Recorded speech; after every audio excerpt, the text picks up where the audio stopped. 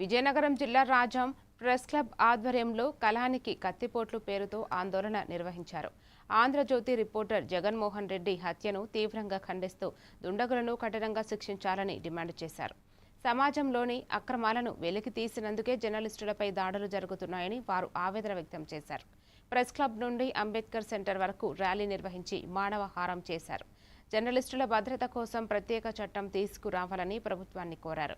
అనంతరం తహసీల్దార్ రాజశేఖర్కు వినతి పత్రం అందజేసి మృతుడి కుటుంబానికి ఆర్థిక సహాయం ప్రకటించాలని డిమాండ్ చేశారు. ఇటువంటి చర్యలు మానుకోవాలి. అసలు విలేకరుల కోసం, పత్రికా రంగం కోసం ప్రభుత్వాలు చట్టాలు చేయాలి, వాళ్ళ రక్షణ కల్పించాలి.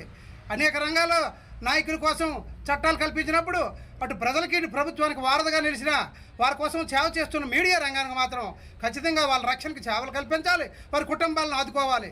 పోలీసు సమాజంలో ఉన్న అరాచకాలు, అక్రమాలు వెలుగు తీస్తూ ఉంటే కత్తిపోట్లకు గురవడం అనేటువంటిది చాలా దురదృష్టకరమైనటువంటి ఘటన.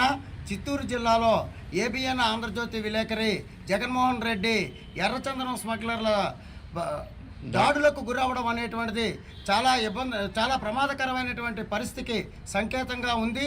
ఈరోజు సమాజంలో ఉండే అక్రమాలు అన్నింటినీ కూడా వెలుగు తీసేటువంటి జర్నలిస్టు ఇటువంటి దాడులకు గురవడం అనేటువంటిది ప్రజాస్వామ్యానికే ముప్పుగా పరిణమిస్తుంది.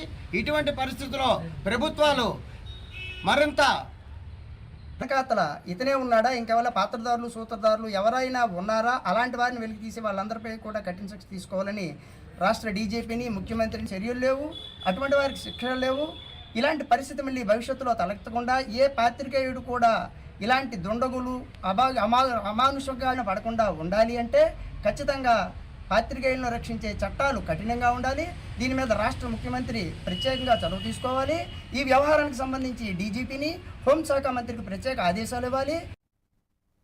సత్యసాయి